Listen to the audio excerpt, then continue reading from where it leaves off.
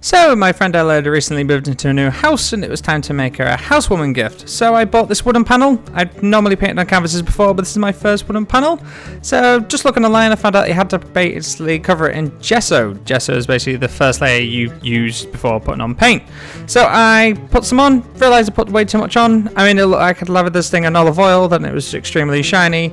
But nevertheless, learn from your mistakes, so I basically just kept spreading, covered the whole thing, and let it dry.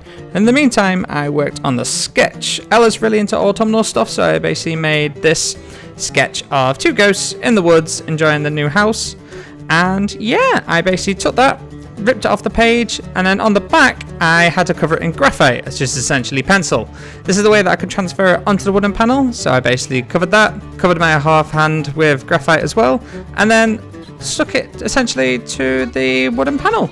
So we'll just go in and you'll basically see a grown 32-year-old man try and figure out how sellotape works, which is always great.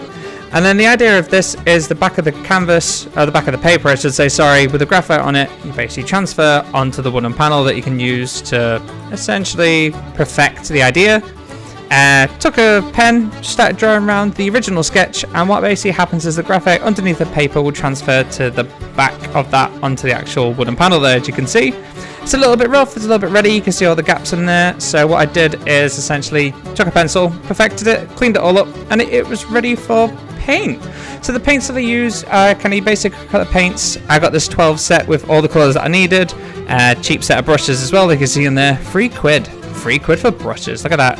And I basically did this. The purple you see was me trying to play around with the sky. Didn't really work, so I ended up using this colour scheme, which was yellows, oranges, browns, blacks, just to trim it all off. And I'm really pleased with how it turned out.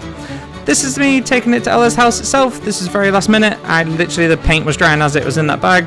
And this is Ella getting it itself. Free bottle of wine, free painting. Can't really go wrong, can you? And yeah, that's pretty much it. My DMs are open.